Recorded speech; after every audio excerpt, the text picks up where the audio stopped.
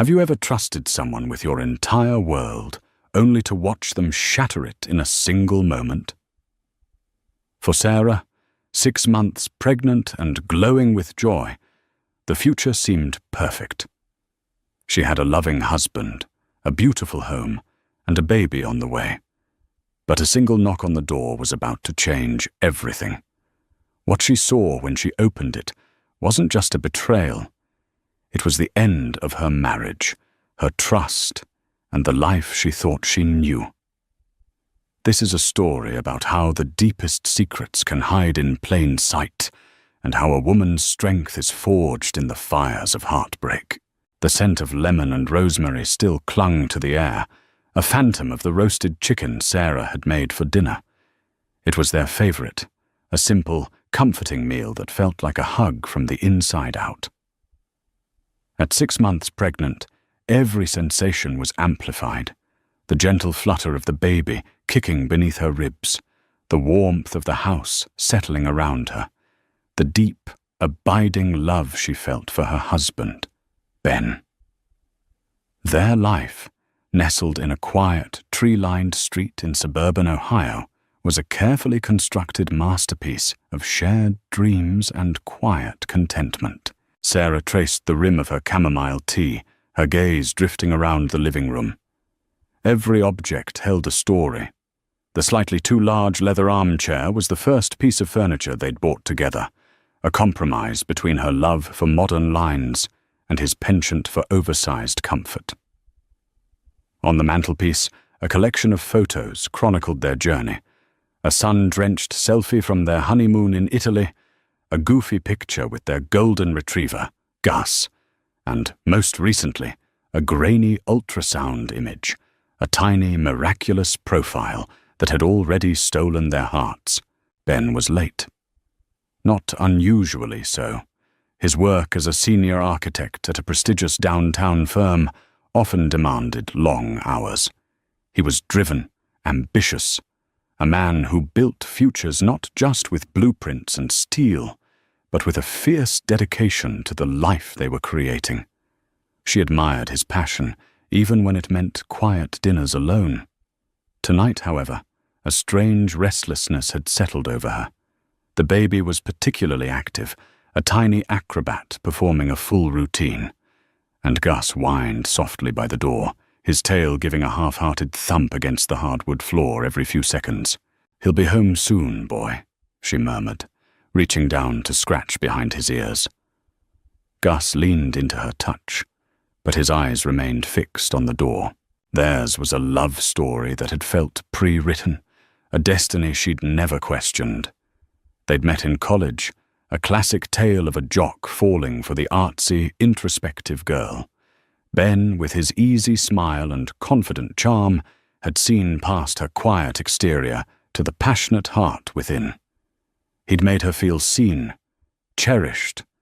He was her rock, the steady hand that grounded her when her own anxieties threatened to pull her under. He was the man who held her when she cried over a sad movie, the man who knew her coffee order by heart, the man who whispered promises of forever into her hair as they fell asleep at night. As the clock on the mantel ticked past 9, a sliver of unease pierced through her contentment. He hadn't called. He always called. It was one of their unspoken rules, a small courtesy that meant the world to her. She pulled her phone from her pocket, her thumb hovering over his contact. "Don't be the needy, pregnant wife," she chided herself. He was probably just caught up in a meeting, his phone silenced. She pushed herself up from the sofa, the weight of the baby making the simple movement a deliberate effort. A walk around the house might soothe her nerves. She wandered into the nursery, a room painted a soft, gender-neutral sage green. The crib, a beautiful oak piece Ben had spent an entire weekend assembling, stood against the far wall. Tiny, impossibly small clothes were neatly folded in the dresser. She ran her hand over a soft, yellow onesie, embroidered with a little duckling. A wave of love, so fierce and protective it took her breath away, washed over her. This baby, their baby, was the culmination of everything they were, everything they hoped to be. It was then that she heard it, the low rumble of a car engine idling outside. But it wasn't the familiar, throaty purr of Ben's Audi. This was a deeper, less refined sound. Gus let out a sharp bark, his body tensing. Sarah's heart began to beat a little faster. She moved to the front window, peering through a gap in the curtains. A sleek, black sedan she didn't recognize was parked at their curb. The engine cut out and the headlights dimmed, plunging the street back into its sleepy, suburban quiet. For a moment, nothing happened. Then, the passenger door opened. Ben! Relief washed over her, so potent it made her feel dizzy. He was home. He must have gotten a ride with a colleague. She was being silly, letting her pregnancy hormones get the best of her. She turned from the window, a smile already forming on her lips, ready to greet him with a playful scolding for not calling. But then she heard another car door open, the driver's side. A woman emerged. Even in the dim glow of the street lamp, Sarah could see she was tall and slender, with a cascade of dark hair that fell over her shoulders. She was wearing a trench coat, cinched tightly at the waist, and high heels that made a sharp, confident click on the pavement as she walked around the car to join Ben. Sarah froze, her hand still on the curtain. She watched as the woman reached up and straightened Ben's tie, her movements intimate, familiar. Ben's head was bowed, and he said something Sarah couldn't hear. The woman laughed, a sound that didn't reach the house, but was evident in the tilt of her head and the way her shoulders shook. Then, Ben leaned in and kissed her. It wasn't a friendly peck on the cheek. It was a deep, lingering kiss, the kind reserved for lovers, for partners, for the person you share your life with. It was the kind of kiss he hadn't given Sarah in months. The world tilted on its axis. The air in the room grew thick and heavy, impossible to breathe. The lemon and rosemary scent that had been so comforting moments before now turned cloying, nauseating. The baby gave a sudden, sharp kick, as if sensing its mother's distress. Sarah's mind struggled to process what her eyes were seeing. It was a scene from a movie, a nightmare. It couldn't be real. Not her Ben. Not their life. There had to be an explanation, a misunderstanding, a trick of the light. But there was no mistaking the way he placed his hand on the small of the woman's back, guiding her toward the house. There was no mistaking the proprietary way she leaned into him, and there was no mistaking the sound of their shared, low laughter as they approached the front door. A key scraped in the lock. Panic, cold and sharp, seized her. She couldn't be here. She couldn't face this. Not now. Not like this. Her instinct was to run, to hide, to disappear into the sage-green walls of the nursery and pretend this wasn't happening. But another instinct, a primal, protective one, rose up to meet the panic. This was her home, her life, her baby. She would not cower in the shadows while her world was being dismantled on her doorstep. Her feet, heavy as lead, carried her from the window, through the living room, and into the entryway. Her hand was on the doorknob, her knuckles white. She could hear their voices now, muffled, but clear through the wood. Just for a minute, the woman's voice, smooth as silk. I want to see it. I don't know, Jessica. Ben's voice, hesitant, but not resistant. Sarah's home. She's probably asleep, the woman, Jessica, purred. Come on, Ben. Don't be a coward.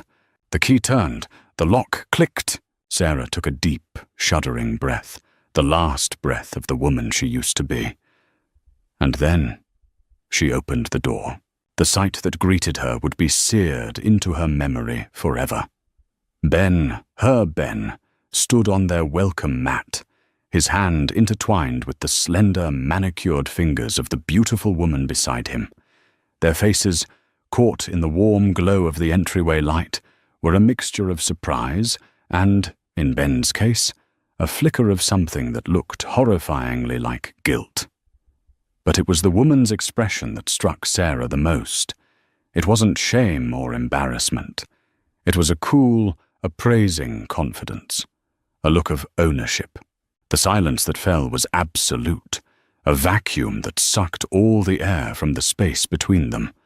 The only sound was the frantic, terrified thumping of Sarah's own heart, a drumbeat marking the end of her marriage.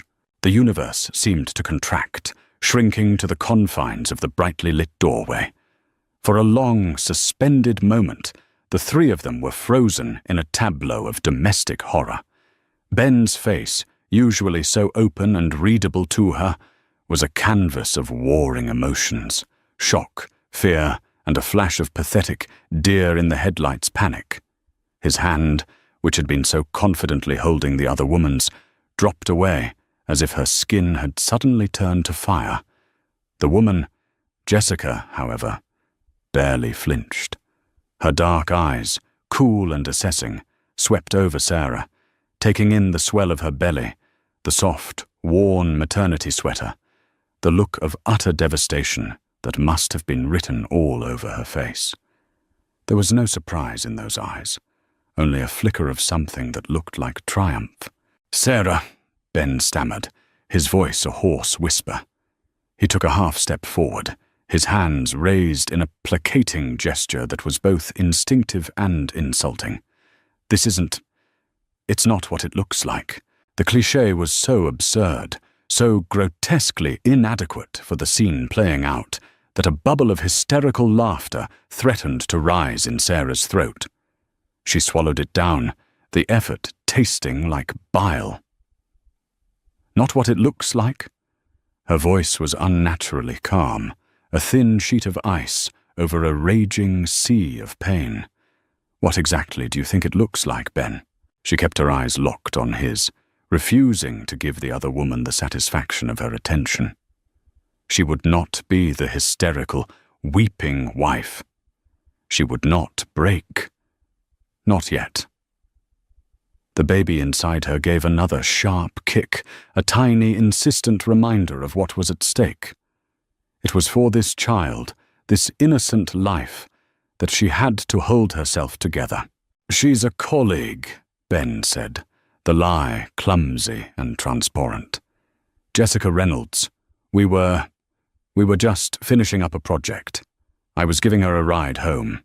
"A ride home," Sarah repeated, her voice dripping with a sarcasm she didn't know she possessed. "Does that normally involve a romantic stroll to my front door and a key to my house?" Jessica finally spoke, her voice as smooth and polished as her manicure. "Ben, darling, perhaps we should go." She placed a hand on his arm, a gesture of ownership that was as blatant as a brand. "Darling." The word was a poisoned dart, and it hit its mark. Sarah's composure finally cracked. A single hot tear escaped and traced a path down her cheek. "You will not call him that in my house." She finally turned her gaze to Jessica, and the full force of her fury and betrayal was unleashed. "And you," she said, her voice low and trembling with rage, "will get the hell off my property." Jessica's perfectly sculpted eyebrows rose in mock surprise. "Your property? That's funny. From what Ben's told me, this house is as much his as it is yours. Maybe more, considering who's been paying the mortgage." The cruelty of the remark was breathtaking. It was a calculated strike, designed to wound and diminish her. Sarah had quit her job as a graphic designer a year ago, a mutual decision they'd made to focus on starting a family. Ben had insisted, saying he wanted to provide for her, to let her focus on her health and the baby. Now, that loving gesture was being twisted into a weapon against her. The power imbalance in their relationship, something she had never truly felt before, was suddenly stark and terrifying. He held all the cards, the income, the career, and now, apparently, the secrets. "Get out!" Sarah repeated, her voice shaking but firm. Ben, finally seeming to grasp the severity of the situation, turned to Jessica. "You should go," he said, his voice low. Now, Jessica gave him a look of pure disdain, a silent communication passing between them that spoke of shared secrets and broken promises. With a final, contemptuous glance at Sarah, she turned on her heel and walked back to her car, her heels clicking a sharp, defiant rhythm on the pavement. The moment the car door slammed shut, the fragile dam of Sarah's control broke.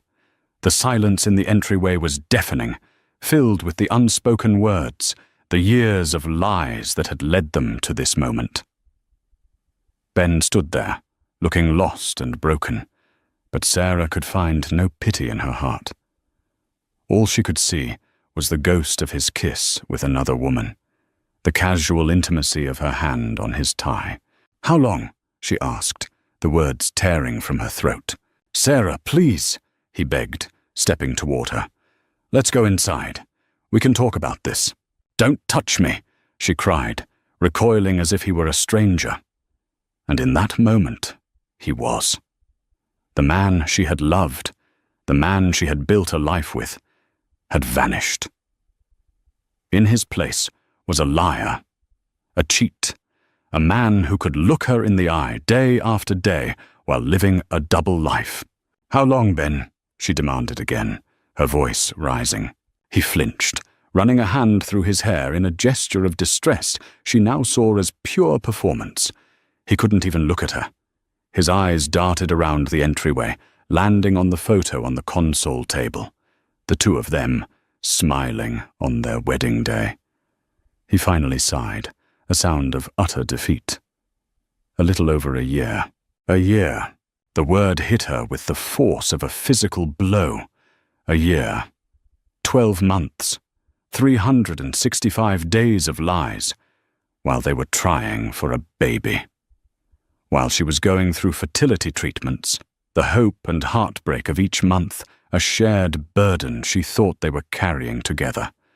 While she was finally, miraculously, pregnant with their child.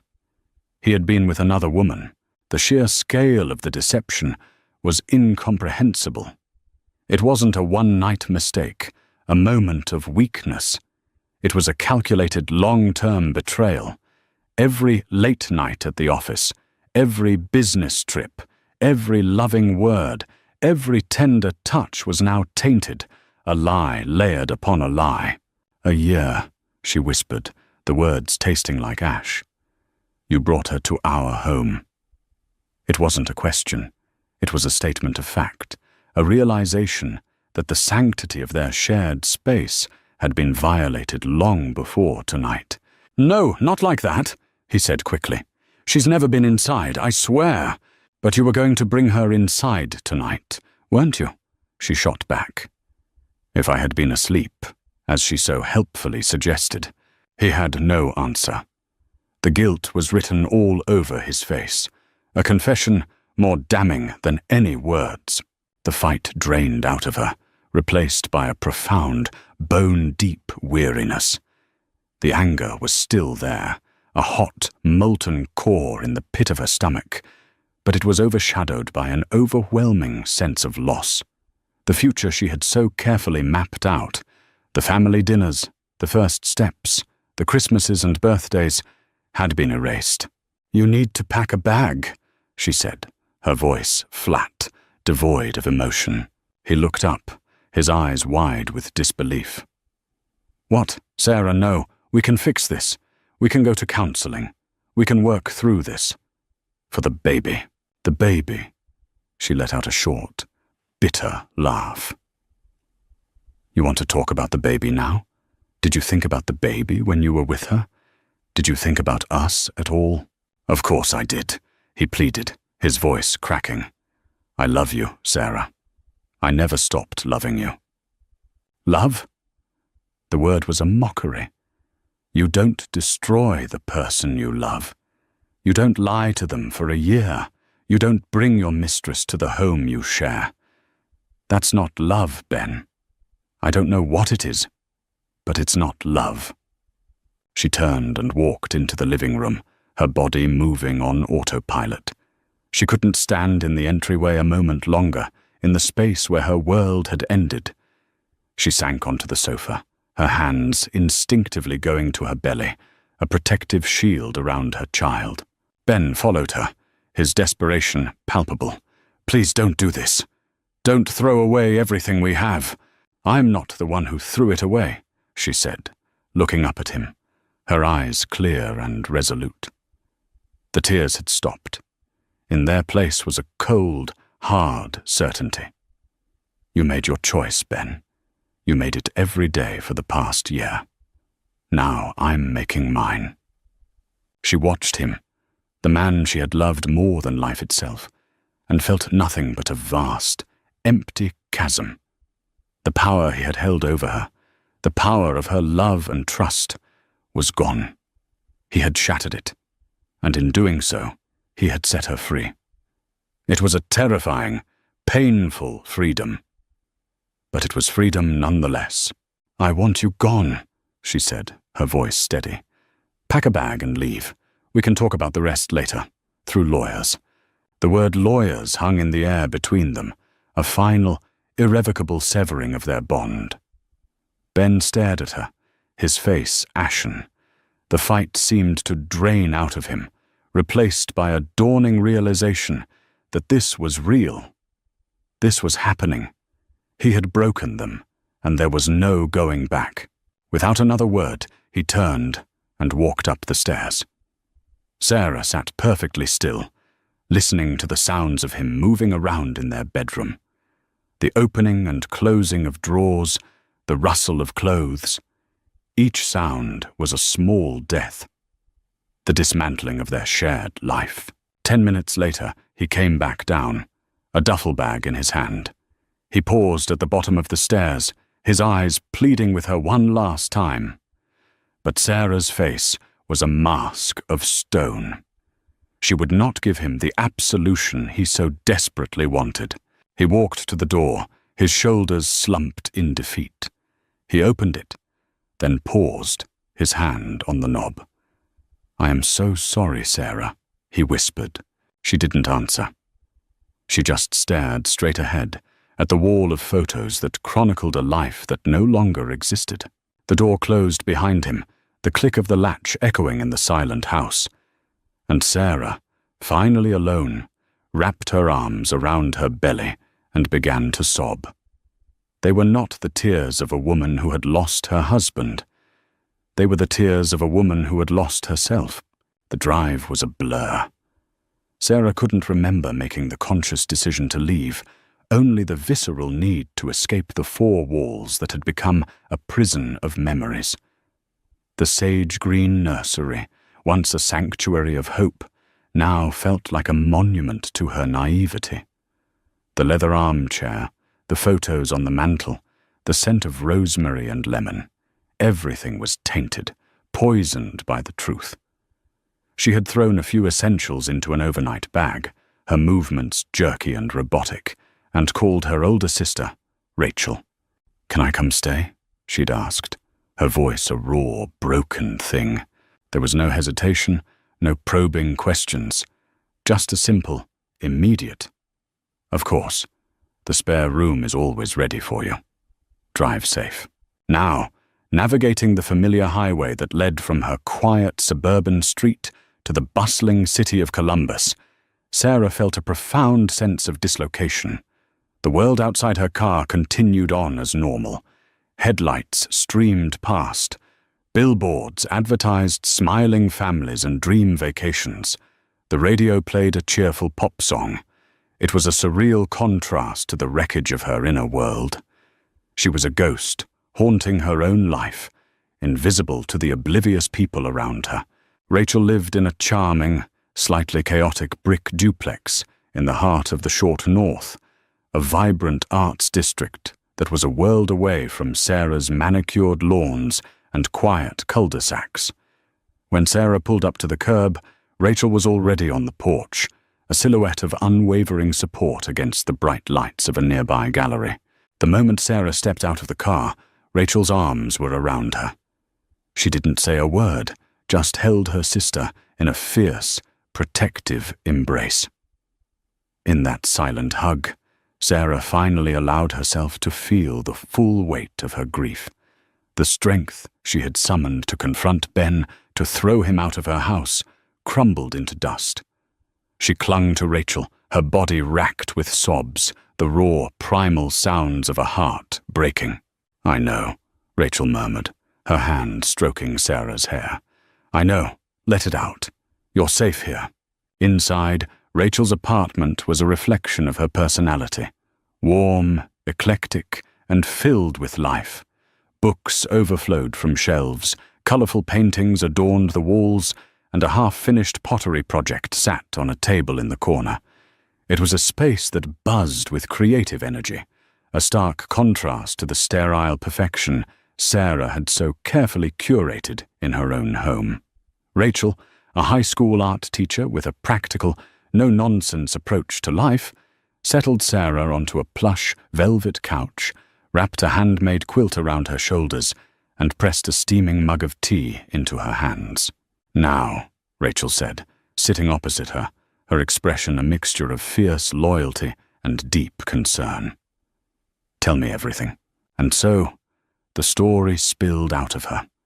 The late night, the strange car, the woman, the kiss, the lies. She recounted the conversation, the hollow words, the year of deceit that had been hiding in plain sight. With each word, the reality of the situation became more concrete, more undeniable. Saying it out loud made it real. Rachel listened without interruption, her anger a palpable force in the room. When Sarah finally fell silent, her voice hoarse from crying, Rachel's eyes were blazing. "I'm going to kill him," she said, her voice a low growl. "I am going to find that spineless, cheating weasel, and I am going to dismantle him, piece by piece." Despite the pain, a small, watery smile touched Sarah's lips. It was so typically Rachel, all fire and fury on her behalf. "Get in line," Sarah whispered. "The house, the mortgage, he threw that in your face?" Rachel asked, her voice laced with disbelief. Sarah nodded, a fresh wave of humiliation washing over her. "He made me feel so small, Rach, like I was nothing more than a dependent, a freeloader in my own home. The whole time he was telling me he wanted to take care of me, to provide for us. He was building this narrative with her. That I was a burden. That's not a narrative, Sarah. That's a tactic," Rachel said, her teacher voice emerging. "It's about control. He makes you financially dependent, isolates you from your career, and then uses that dependence to justify his own horrific behavior. It's classic psychological manipulation. He wanted to keep you in a box, and when you found out he had another box for his mistress, he tried to make you feel like you didn't even deserve the one you were in." Hearing it laid out so clinically, so logically, was both jarring and clarifying. Sarah had been swimming in a sea of emotional chaos, but Rachel had thrown her a lifeline of rational thought. The power imbalance wasn't just about money, it was about control. Ben hadn't just cheated, he had actively undermined her sense of self-worth to facilitate his betrayal. "What about the baby?" Rachel asked, her voice softening. "He tried to use the baby," Sarah said, her hand instinctively going to her stomach. "He said we should work through it for the baby. As if this innocent child should be the glue that holds together a broken, toxic marriage. Good for you for not falling for that," Rachel said, her pride evident. "That's the oldest trick in the cheater's handbook. He doesn't care about the baby's well-being. He cares about his own. He wants to avoid the consequences, the public shame, the financial fallout. He wants to keep his comfortable life, and he's willing to use his own unborn child as a shield." The days that followed were a fog of grief and exhaustion. Sarah slept in Rachel's spare room, a cozy, sunlit space with a view of a small, overgrown garden. She spent hours just staring at the ceiling, her mind replaying the last year of her life, searching for signs she had missed. Had there been a shift in his touch? A new password on his phone? A sudden interest in working late? The clues were there, she realized now, a breadcrumb trail of deceit she had been too blind, too trusting to see. She was grappling with a profound, psychological conflict. Part of her, the part that had loved Ben for a decade, desperately wanted to believe there was a way back.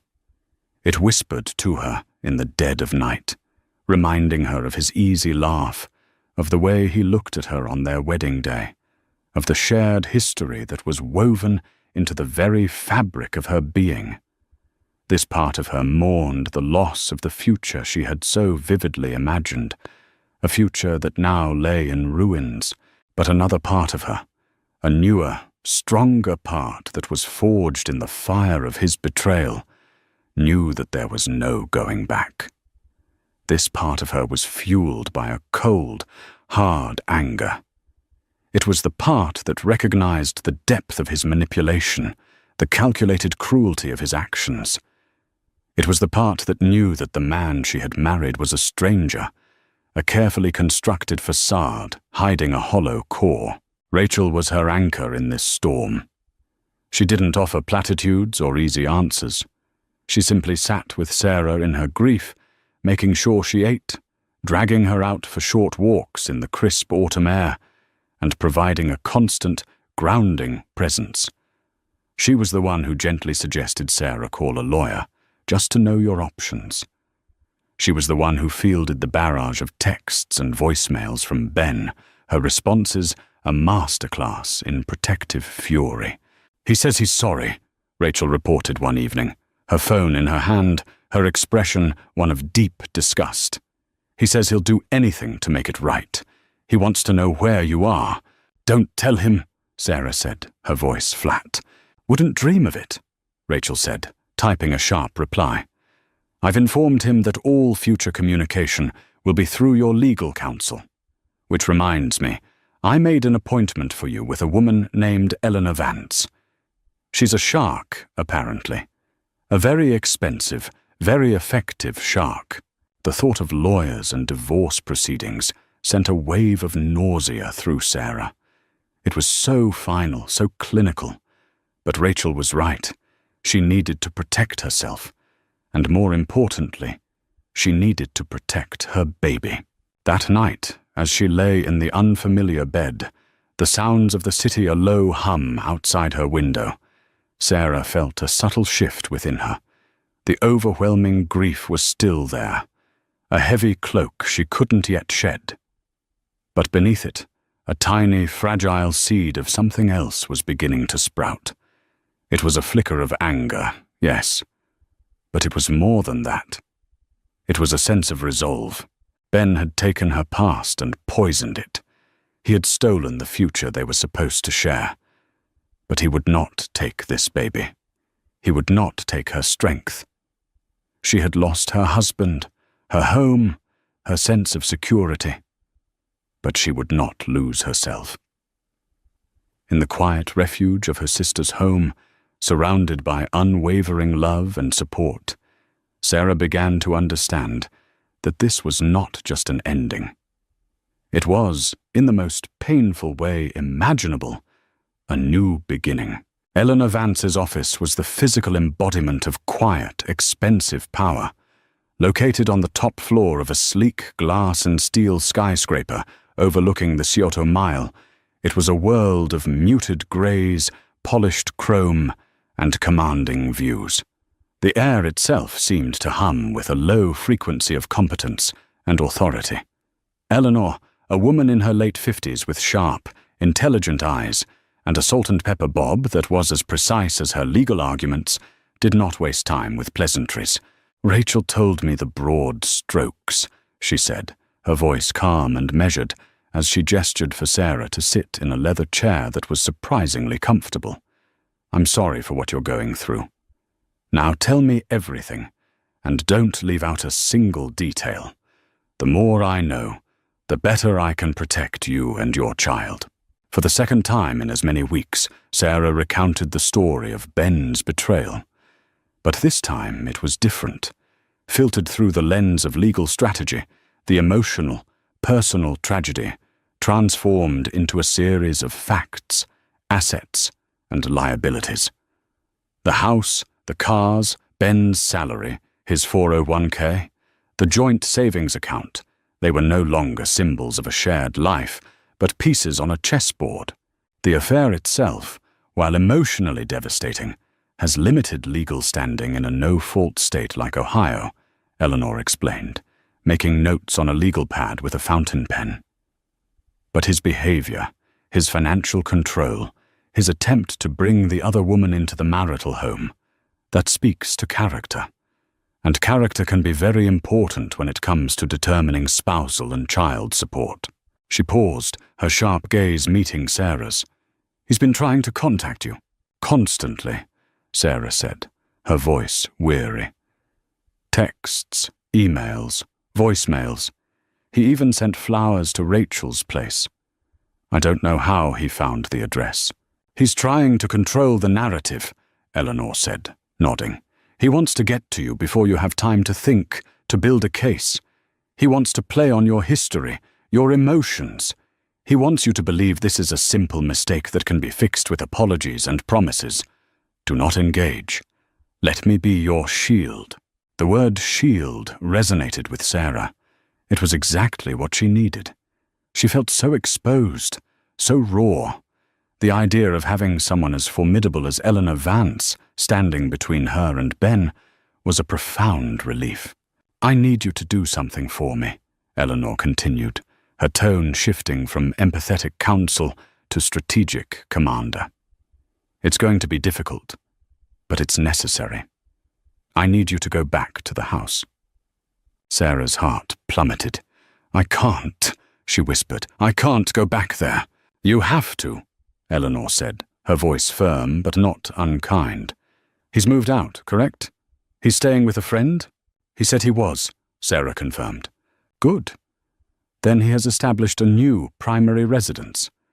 The house is, for now, yours. You need to go back and gather any and all financial documents you can find. Bank statements, credit card bills, tax returns, investment portfolios, pay stubs. Anything with his name on it. I suspect that a man who can maintain a secret life for over a year is also capable of maintaining secret finances." The thought was chilling. Sarah had never questioned their finances. Ben handled everything. He'd told her it was so she wouldn't have to worry, another one of his grand, protective gestures that now seemed so sinister. He would show her a spreadsheet at the end of each month, a neat summary of their income and expenses. She had trusted him completely. The idea that he might have been hiding money, that his betrayal might have a financial dimension, was a new layer of violation. Rachel, ever the loyal soldier, insisted on going with her. They drove to the house in the middle of a weekday, a time when the quiet suburban street was mostly deserted. As Sarah put her key in the lock, the same lock Ben's key had scraped just weeks before, a wave of nausea washed over her. The house was cold and silent. It no longer felt like her home. It was a crime scene, and she was a detective searching for clues to a life she hadn't known she was living. "Okay," Rachel said, rubbing her hands together. "Operation Uncover the Weasel's Secrets is a go. Where do we start?" "His office," Sarah said, her voice resolute. Ben's home office, like the rest of the house, was a study in curated perfection. A large mahogany desk, an ergonomic chair, shelves lined with architectural books and awards. It was the nerve center of his professional life, and, Sarah suspected, his secret one as well. She sat down in his chair, the leather still holding the faint scent of his cologne. It was a strangely intimate act, a violation of his private space. but she felt no guilt. He had forfeited that right. She turned on his desktop computer, her heart pounding. She had always known his password. It was the date of their anniversary. She typed it in, half expecting him to have changed it. He hadn't. The desktop sprang to life, revealing a neatly organized screen of folders and icons. For a moment, she didn't know where to look. It felt like an impossible task, searching for a needle in a digital haystack. "Check his email," Rachel suggested, peering over her shoulder. The sent folder, the trash. People are lazy. They rarely delete everything. Sarah opened his email client. The inbox was mostly work-related, a flurry of correspondence about blueprints, zoning laws, and client meetings. But then she saw it. A folder on the side panel, innocuously labeled Personal Projects. Her hand trembled as she clicked on it. It was a treasure trove of deceit. There were emails going back more than 2 years, not one. Emails between Ben and Jessica Reynolds. They were filled with inside jokes, pet names, and plans for secret rendezvous. There were confirmations for hotel rooms in cities where Ben was supposedly on business trips alone. There were links to restaurants she'd never heard of, theaters she'd never been to. But it was the financial discoveries that truly took her breath away. Tucked within the emails were PDF attachments of credit card statements for an account Sarah had never known existed. A card in his name, with a billing address for a P.O. box downtown. The statements were a roadmap of his affair. There were charges for expensive dinners, weekend getaways, and jewelry. A diamond necklace from Tiffany's, purchased just last Christmas, a time when Ben had told her they needed to be frugal because of the baby on the way. He had given her a thoughtful but modest gift, a first edition of her favorite book. "The son of a bitch," Rachel breathed, her voice a low, furious hiss. But there was more. Deeper in the folder, Sarah found a series of emails with a financial advisor. They discussed an investment account, also in Ben's name only. He had been siphoning money from his bonuses, funds that Sarah thought were going into their joint savings for the baby's future, and funneling them into this secret account. The balance was staggering, nearly $100,000. The hidden motive, the why behind his betrayal, was suddenly crystal clear, and it was uglier than simple infidelity. This wasn't just a man having an affair. This was a man systematically building a separate life, a life he was funding with their shared resources. He wasn't just cheating on her, he was stealing from her, from their child. Jessica wasn't just a mistress, she was a co-conspirator in a long-term plan. What was the end game? Was he planning on leaving her after the baby was born? Was he going to drain their joint accounts and disappear? The power imbalance she had felt was not just psychological. It was a calculated financial strategy. He had made her dependent so he could plunder their assets without scrutiny. The man she had trusted with her life, her future, her body, had been playing a long con. Sarah felt a strange sense of calm descend upon her. The pain was still there, a deep, throbbing ache. But it was now overlaid with a cold, clear fury. The grief-stricken wife was gone, replaced by a woman with a mission. She began to methodically download every email, every statement, every piece of evidence onto a flash drive. Each click of the mouse was a nail in the coffin of her old life, but it was also a brick in the foundation of her new one. She was no longer just a victim.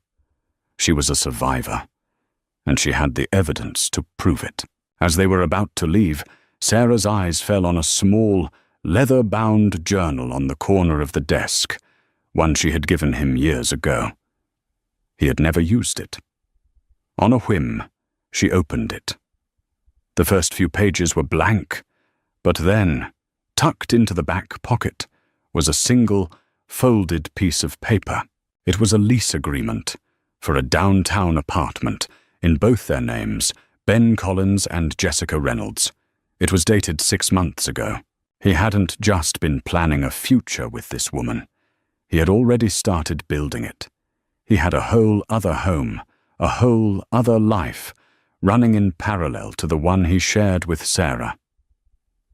The house with the sage-green nursery was just a stage, and she had been the unwitting lead actress in a play she didn't know she was in. She folded the paper and put it in her purse, along with the flash drive.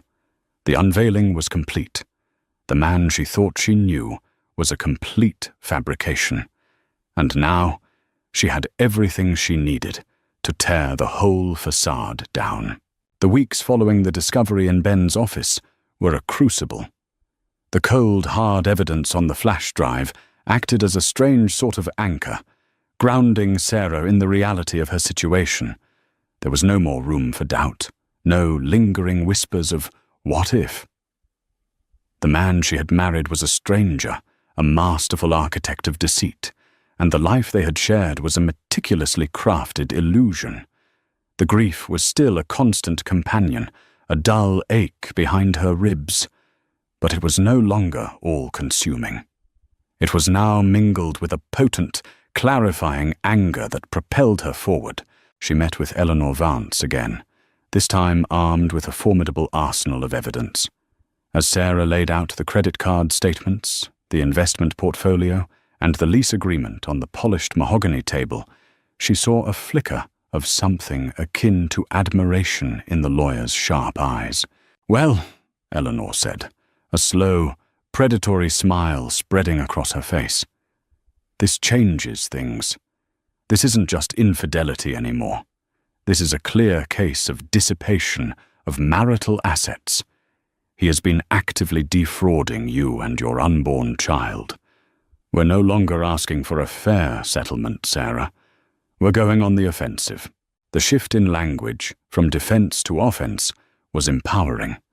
For the first time since she'd opened that door, Sarah felt a flicker of agency, a sense that she was no longer just reacting to the wreckage of her life, but actively taking control of its reconstruction. Eleanor's strategy was swift and decisive. She filed for divorce immediately, citing irreconcilable differences, and simultaneously filed a motion to freeze all of their assets, both joint and individual. This included the secret investment account. The legal papers were served to Ben at his prestigious downtown firm, an act of calculated precision designed to strip away his carefully maintained veneer of respectability. The fallout was immediate. Ben's barrage of pleading texts and emails stopped, replaced by a single furious phone call to Eleanor, which she recounted to Sarah with grim satisfaction. He had been blindsided, enraged that his private dealings had been exposed. He had accused Sarah of being vindictive, of trying to ruin him. "He's not angry that he got caught," Eleanor had told her, her voice dry. "He's angry that he lost control. That's what this has always been about for him. Control. And we just took it away from him." While the legal battle raged in the background, Sarah focused on the monumental task of building a new life. Rachel's spare room, once a temporary refuge, began to feel more like a command center. Armed with her laptop and a growing sense of determination, Sarah started to reclaim the parts of herself she had let go of during her marriage. Her first step was to resurrect her career. She had been a talented graphic designer, with a portfolio of freelance work she had been proud of. She spent hours updating her website, crafting a new resume, and reaching out to old contacts. It was daunting at first. The industry had changed, and her confidence was shaky. But with each email she sent, with each positive response she received, a piece of the old Sarah, the ambitious, creative woman she had been before Ben, began to re-emerge. She landed a small freelance project, designing a logo for a local bakery.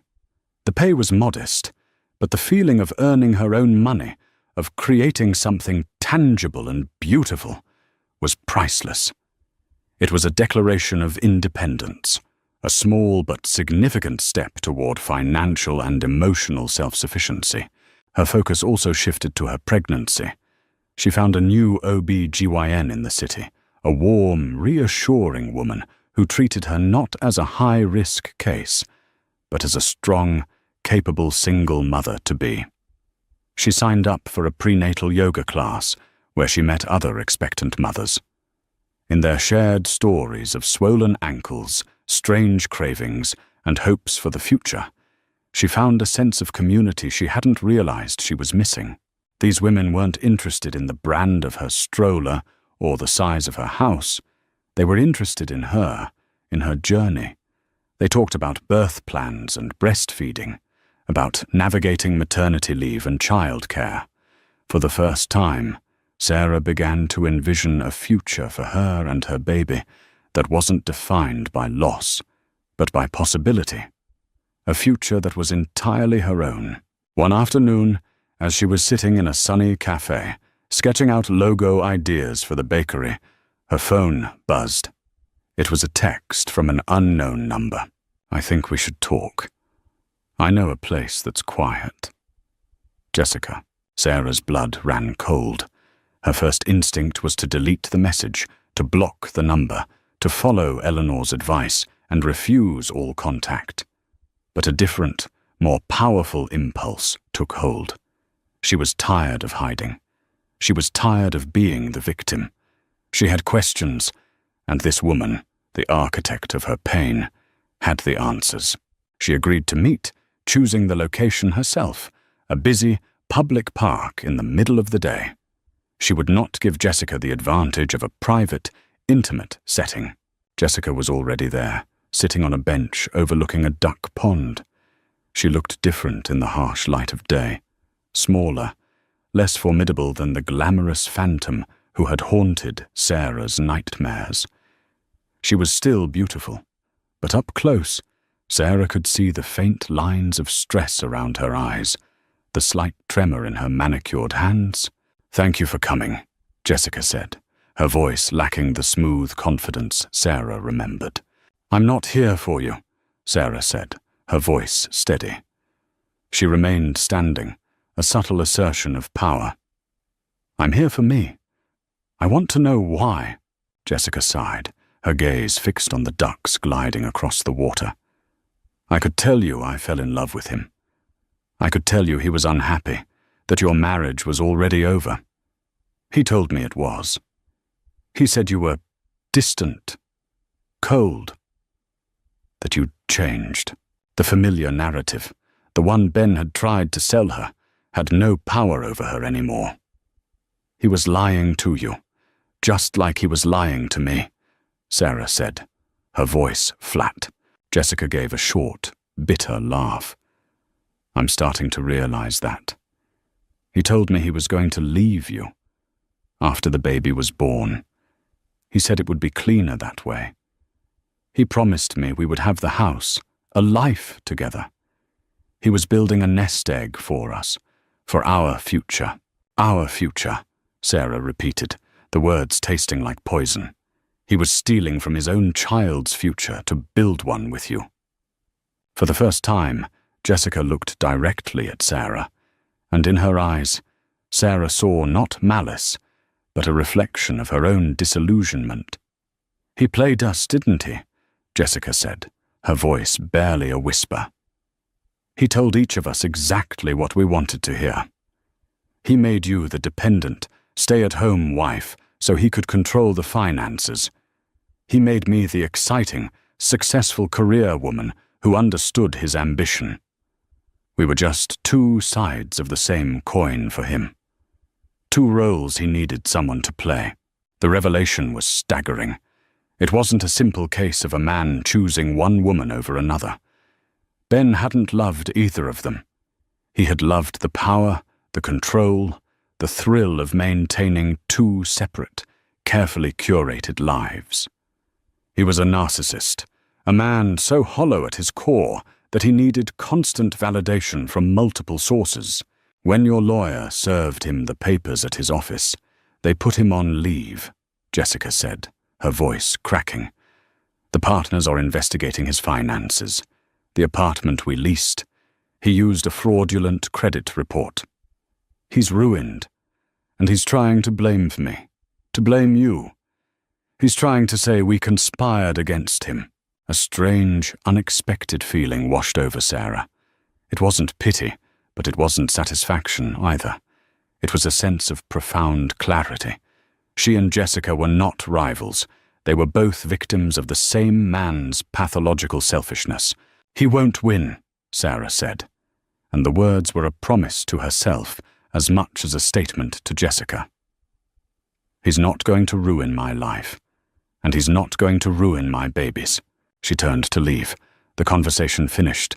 She had gotten what she came for. Not an apology, not an explanation, but the final, irrefutable truth. "Sarah," Jessica called out. She had stood up, her face pale. "For what it's worth, I am truly sorry. For my part in all of this, and for your baby." Sarah paused, her back still to the other woman. She thought of the long road ahead, the legal battles, the challenges of single motherhood. But for the first time, she felt a genuine sense of peace. The anger had burned itself out, leaving behind a clean, quiet strength. She was rising from the ashes of her old life, not as a victim, but as the sole architect of her new one. She didn't reply. She just kept walking, her head held high, her hand resting on the gentle curve of her belly, a silent promise to the new life that was growing within her. The future was uncertain, but it was hers. And for the first time in a long time, that felt like enough. The calm that had settled over Sarah after her meeting with Jessica was short-lived. It was the quiet eye of the storm, a brief respite before the full fury of the gauntlet Ben intended to throw down was unleashed. His initial shock and rage had morphed into a calculated, vicious legal strategy. Stripped of his ability to manipulate her emotionally, he now wielded the only weapon he had left: money and the legal system. He hired a notoriously aggressive lawyer, a man whose reputation for scorched-earth tactics was whispered with a mixture of fear and awe in legal circles. The first salvo was a countersuit, a document filled with such outrageous lies and distortions that it felt like a piece of fiction. He accused Sarah of being emotionally unstable, of having an affair herself, of being an unfit mother. He claimed the money in his secret account was a family inheritance, and that she was a gold digger trying to extort him. He even contested the freeze on his assets, claiming it was preventing him from paying his own living expenses, despite the six-figure salary he still drew while on leave. "It's a classic narcissist's defense," Eleanor Vance explained, her voice a low, steady hum over the phone. She was completely unfazed. Attack, deny, and reverse, victim and offender. He's not trying to win on the merits of the case. He's trying to wear you down. He wants to exhaust you emotionally and financially until you give up and accept a lowball settlement. We won't let that happen. But knowing the strategy and living through it were two very different things. The legal battle became a war of attrition. There were depositions, endless requests for documents, and motions designed to delay and harass.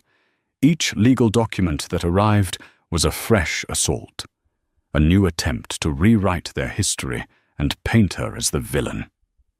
The stress began to take a physical toll. Sarah suffered from sleepless nights, her mind racing with anxieties. The baby, as if sensing her turmoil, was often restless, its frantic movements a mirror of her own churning emotions.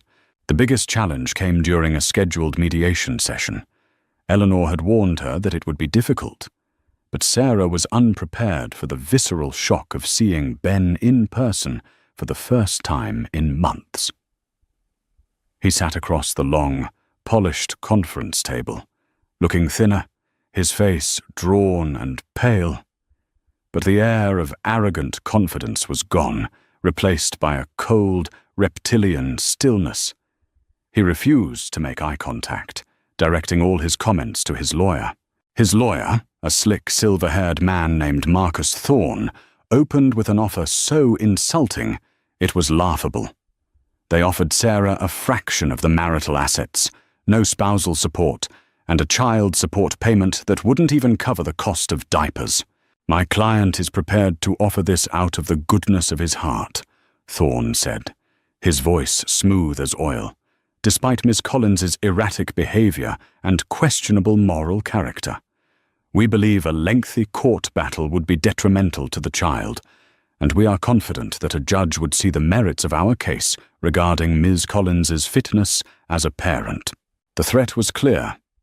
"Take this pittance, or we will drag your name through the mud and try to take your child." Sarah felt the blood drain from her face. The air in the room grew thick and heavy. She looked at Ben, at the man who had once promised to love and protect her, who was now threatening to destroy her, and felt a surge of white-hot fury. "No," she said, her voice shaking but clear. Eleanor placed a calming hand on her arm. "My client rejects your offer," she said, her tone icy. She then systematically dismantled their arguments, presenting the evidence of Ben's financial fraud, the lease for his secret apartment, the credit card statements detailing his lavish spending on his mistress. "Your client is the one whose moral character is in question, Mr. Thorne, and we have the receipts to prove it. We are not here to negotiate. We are here to inform you of what we will be presenting in court. We are confident that a judge will not only award my client her rightful share of the marital assets, but will also take a very dim view of your client's attempts to hide money from his pregnant wife." The mediation ended in a stalemate, but Sarah left with a renewed sense of resolve. Ben's threats had been designed to intimidate her, to make her feel small and powerless, but they had the opposite effect. They had ignited a fire within her, a fierce, protective instinct that she hadn't known she possessed. He was not just attacking her anymore, he was attacking her child, and she would not let him win. The financial strain of the legal battle was immense. Eleanor's fees were substantial, and Sarah's freelance work, while growing, was not enough to cover the mounting bills. She had to dip into her own small savings, the money she had carefully set aside before her marriage. It was a humbling, terrifying experience. There were days when she would stand in the grocery store, calculating the cost of every item, a stark contrast to the thoughtless spending of her previous life. One evening, overwhelmed by stress and exhaustion, she felt a sharp, cramping pain in her lower abdomen. Panic seized her. She called her doctor, who advised her to go to the hospital immediately. Rachel, her face a mask of concern, drove her, breaking every speed limit. Lying in the sterile, brightly lit hospital room, hooked up to a fetal monitor, Sarah felt a terror unlike anything she had ever known. The legal battles, the financial worries, the heartbreak, it all faded into insignificance. All that mattered was the tiny, precious life inside her. The doctor, a kind, grey-haired man with a calming bedside manner, came in after what felt like an eternity. "The baby is fine," he said, his voice gentle. "Your blood pressure is a little high, and you're showing signs of preterm labor, likely brought on by stress. We've given you a steroid shot to help the baby's lungs develop, just in case. But for now, the contractions have stopped. The best thing you can do for this baby is to rest and avoid stress as much as possible." The words hit her with the force of a physical blow. Her stress, her fight with Ben, was physically endangering her child. She had been so focused on winning the war, she hadn't realized the toll it was taking on the very person she was fighting for. Lying in the quiet darkness of the hospital room that night, listening to the steady, rhythmic beat of her baby's heart on the monitor, Sarah had an epiphany. Winning wasn't about destroying Ben in court. It wasn't about getting every last penny she was owed. Winning was about bringing her child into the world, healthy and safe. Winning was about creating a peaceful, loving home, free from the toxicity and conflict of the past. The next day, she called Eleanor. "I want to settle," she said, her voice firm. "Sarah, we're so close," Eleanor protested. "We have him on the ropes." "I know," Sarah said. "But it's not worth it. The stress is putting the baby at risk. No amount of money is worth that. Let's make them a fair offer. One that gives me what I need to start over, to provide for my child. But I'm done fighting. I'm choosing my baby. I'm choosing peace." It was the hardest decision she had ever had to make. It felt like letting him win. But as she said the words, a profound sense of relief washed over her. She was not surrendering. She was redefining victory. Eleanor, after a long pause, finally agreed. "I understand," she said, her voice filled with a newfound respect. "You're making a mother's choice. Let's draft an offer." They offered to split the known marital assets, including the house, down the middle. They would drop the motion regarding the dissipation of assets in exchange for a lump sum spousal support payment and a generous, non-negotiable child support agreement. It was less than she could have gotten in court, but it was enough. It was a clean break. Ben, likely advised by his lawyer that a jury would be deeply unsympathetic to his case, accepted the offer. The war was over. Sarah walked out of the lawyer's office into the bright afternoon sun, feeling lighter than she had in months. She had walked through the gauntlet and emerged, not unscathed, but whole. She had faced the worst of her fears: financial ruin, public humiliation, the threat of losing her child, and she had survived. She had learned to fight, but more importantly, she had learned when to stop fighting. She placed a hand on her belly, where the baby was now resting peacefully. "It's just you and me now, little one," she whispered. "And we're going to be okay." The final months of Sarah's pregnancy were a period of quiet, deliberate reconstruction. With the legal battle behind her, a weight had been lifted, not just from her mind, but from her very soul. The air seemed easier to breathe, the colors of the world more vibrant. The settlement, while not the windfall Eleanor had initially aimed for, was more than enough. It provided security, a foundation upon which she could build her new life. Her first act of redemption was to reclaim her home. Walking back into the house she had once shared with Ben was a strange experience. It was no longer a crime scene or a battleground, but simply a space, a collection of rooms waiting to be filled with new memories. With Rachel's help, she began the process of purging the past. They packed away the photos of her and Ben, the wedding gifts, the remnants of a life that was no longer hers. They painted over the neutral, sophisticated grays with warm, cheerful colors. The large leather armchair, once a symbol of their compromised tastes, was sold online, replaced by a comfortable, stylish rocking chair, perfect for nursing a newborn. The most significant transformation took place in Ben's old office. Sarah turned it into her own design studio. The mahogany desk was replaced with a large white drafting table.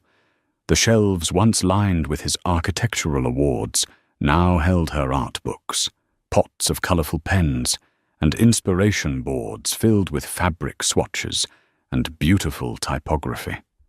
It was a space that was entirely hers, a testament to her talent and her newfound independence. Her freelance business was thriving, her reputation for clean, elegant design growing by word of mouth. She was not just surviving, she was flourishing. She also focused on redeeming her definition of family. Her old vision, the nuclear family with the white picket fence, had been shattered. In its place, she was building something new, something more resilient. Her bond with Rachel, always strong, had deepened into an unbreakable alliance. Her sister was her rock, her confidant, her co-conspirator in all things baby-related. Her parents, who had been horrified by Ben's betrayal, wrapped her in a cocoon of unconditional love and support, respecting her decisions and celebrating her strength. Her circle of friends from her prenatal yoga class became her village, a community of women navigating the beautiful, chaotic journey of motherhood together. They threw her a baby shower in the backyard of her reclaimed home. It was a sun-drenched afternoon, filled with laughter, joy, and an overwhelming sense of female solidarity. As she sat in her new rocking chair, surrounded by women who loved and supported her, opening gifts of tiny socks and soft blankets, she felt a profound sense of gratitude. Her family was not broken. It had simply been redefined. 2 weeks before her due date, Sarah went into labor. It was a long and arduous process, a testament to the strength and endurance she had cultivated over the past 9 months. Rachel was by her side the entire time, a fierce and loving coach, holding her hand, wiping her brow, and whispering words of encouragement. And then, in the quiet, early hours of a new day, her son was born. They placed him on her chest, a tiny, perfect creature with a tuft of dark hair and his mother's wide, curious eyes. He was warm and solid, his small body fitting perfectly in the curve of her arms.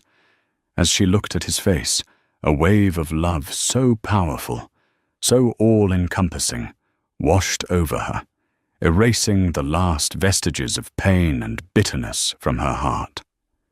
This was what it had all been for. This was the redemption. She named him Noah. It meant rest and comfort, everything she hoped to give him, everything he had already given her. In the days that followed, Sarah's world shrank to the size of her small, perfect son. The sleepless nights, the endless cycle of feeding and changing, the overwhelming responsibility. It was all consuming, but it was a beautiful, sacred exhaustion. She would spend hours just watching him sleep, his tiny chest rising and falling, his small hand wrapped around her finger. He was a part of her, but he was also his own person, a new beginning, a clean slate. One afternoon, about a week after Noah was born, a package arrived. It was a small, flat box with no return address. Hesitantly, she opened it. Inside, nestled on a bed of velvet, was a simple, elegant silver locket. There was a note, written in a familiar, precise handwriting. Sarah, there are no words to express the depth of my regret. I know that sorry is a meaningless word after what I did. I don't expect your forgiveness. I don't deserve it. I have started therapy to understand the man I became, the man who could cause such pain to the person he loved most in the world. I have a long way to go. I heard about the baby, a son. I hope one day he will know that his father's failings are not his own. I have set up a trust fund for him, which my lawyer will be in contact with yours about. It's the least I can do. It's not an attempt to buy my way back into your lives, but a genuine desire to provide for my son. I will not contact you again. I will respect your peace. I wish you nothing but happiness. Ben, Sarah read the note, her heart a strange mixture of emotions. The anger was gone, replaced by a quiet, detached sadness for the man he had been, and the man he was trying to become. His redemption was his own journey, separate from hers. She hoped, for his sake, that he would find it. But his path was no longer her concern. She looked at the locket. It was beautiful, but it was a relic from a past she had moved on from. She put it away in a box with the other remnants of her old life. She didn't need his gifts or his apologies. She had everything she needed right here in her arms, Later that evening, she sat in the rocking chair in Noah's nursery, the room bathed in the soft glow of a moonbeam. The sage-green walls, once a symbol of a shared, broken dream, now felt peaceful and serene. She held her son close, his warm breath on her neck, and hummed a soft lullaby. She thought about the woman she had been 9 months ago, the woman who had opened a door and watched her world crumble. That woman was gone. In her place was a mother, a survivor, a warrior. She had faced the ultimate betrayal and had not only survived, but had emerged stronger, more compassionate, and more fiercely alive than ever before. Her marriage had ended, but her life had not. Her story was not one of tragedy. It was a story of redemption. Not his, but hers. She had redeemed her life from the ashes of his lies, building a future filled with love, strength, and the quiet, profound joy of a mother holding her child. As Noah drifted off to sleep, a small, contented smile on his lips, Sarah knew, with a certainty that settled deep in her bones, that this was not an ending. This was just the beginning. Sarah's journey from devastating heartbreak to powerful redemption is a testament to the incredible resilience of the human spirit.